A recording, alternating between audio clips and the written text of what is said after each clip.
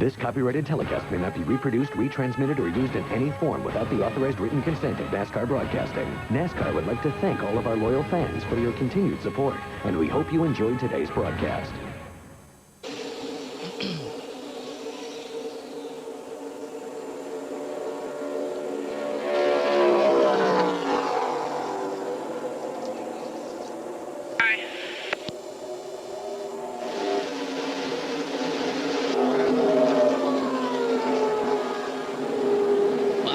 Talladega Superspeedway early laps here at the NASCAR Busch Series Touchstone Energy 300. While we were in break a moment ago, the car number 22 of Jimmy Kitchens, the Dave Carroll, Bobby Allison Motorsports Chevrolet had trouble down the back straightaway and suddenly slowed.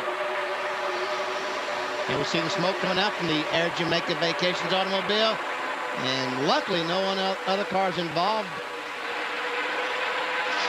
And Jason Jarrett also on pit road early on. Bill Weber, what's the problem? Well, after a sparkling qualifying run and high hopes here today, Jason Jarrett will be pushed behind the wall. The oil temperature had soared. The RPMs had fallen off. There's something wrong in the engine compartment, and the day is over early for Jason Jarrett. Matt Kenseth, the car number 17, being shown as our leader. There's McLaughlin in the 34 car in second spot. Then Nemechek. Then Todd Bodine. And here's the points leader, the Lysol Chevrolet Monte Carlo, Elton Sawyer, who came in with a scant 1-point lead over Dale Earnhardt Jr. We chronicled all the engine troubles they had all week long. They lost an engine prior to qualifying on Friday morning. First or second or third to 22nd. It's like shuffling a deck of cards. You never know where you're going to be once somebody starts to shuffle them, and you can be running second or third. Just choose the wrong line, think you're in the right line, and they just drive by you. Here comes Earnhardt Jr. up alongside the 57 car of Jason Keller. As we check his average speed that time, we go back to Chuck Bound, back in about 19th position with the fastest speed that time. 2 miles per hour faster than the leaders as they shuffle back up front. That will definitely happen because our point leader is standing with Ray Dunlap. He really is, Doc, and we're just talking it over down here about what's going on. They've had a chance. Oh, we got a problem on the racetrack. A tap from behind, and Jason Keller does the pirouettes. 360 comes around and does come into contact with the inside wall off of turn 2. Bringing out caution for the first time today. The IGA Chevrolet, our most recent winner, coming off of turn 4. And Jeff Purvis will be able to get in front and get his lap back. That's the car number 4 coming your way there in front of the leaders. So the first caution of the day coming out. Incident involving Jason Keller's car number 57. Ever see Jason on the very bottom of the racetrack? Just a little touch from Todd Bodine, looks like. Started to go over. The roof flaps we see are deployed on the roof. Kept the thing on the ground and inside that wall. If you're not familiar with those roof flaps, they had a round ARCA race here last October. Had a good run going as we have another incident. The car. I think that was Adam. I think he and Blaney got together right there coming up out of the corner. I think Blaney jumped up into it just a little bit. Just one of those deals, man. When you race that close, that's what happens. And caution will come out as they come across and make it lap 52. And that will be a break for Mike McLaughlin, not a break for Adam Petty, the 18-year-old driver of the Spree Chevrolet. And it doesn't take much. It doesn't look like much of a nudge, but you can see the car when it slows down, the whole right front is shoved in. Take a look as they come off the corner. And right there we see the contact between Blaney and Adam. And I tell you what, Adam does a great job to keep that car going straight as we see Ed Berrier back in the Lear car make some contact with Kelly Denton.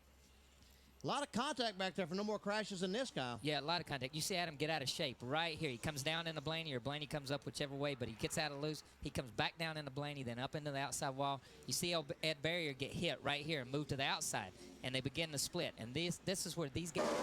They're going by David Green. Now they're going to try Dale Earnhardt Jr. on the outside. Oh! Straighter, hard in the outside.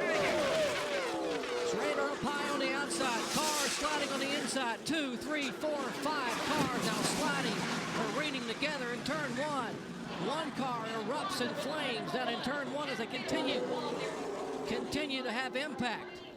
As now there is flame burning all the way across the racetrack. The rear end impact apparently rupturing the fuel cell on the back of one of these Busch cars. And what we dread at Talladega has just taken place here on lap 68. That is the camera looking at the back of Kenny Schrader's car. And he is out of the car, but apparently the hard impact, he is away from the race car. That hard impact now has ripped open that 22-gallon fuel cell. And he just pitted not long ago, so probably had about 18 gallons in there. And now you see the heat beginning to burn and melt away the camera inside. That's Chuck Bound's car. What happened here a moment ago, 11 cars in a draft in the tri-oval.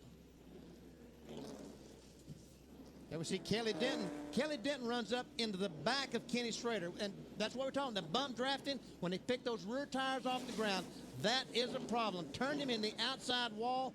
There goes Jeff Green, and meanwhile, here comes this huge pack of cars with nowhere to go except into a smoke where they can see nothing, Kyle. Yeah, and it's exactly like we always talk about. Then Schrader gets hit again over here, and that's where the fire starts. You saw somebody come down off the bank and hit him again.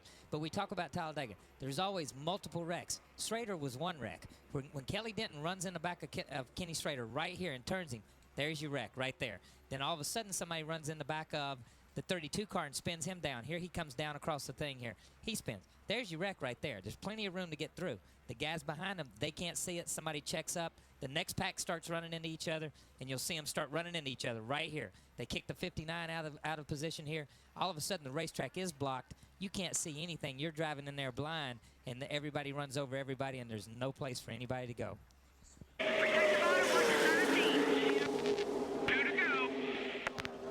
Over a dozen cars, inches apart, on 33-degree banks at Talladega.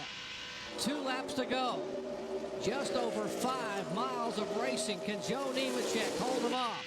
Kenseth, the youngster, in the car number 17 in second. You keep doing what you're doing.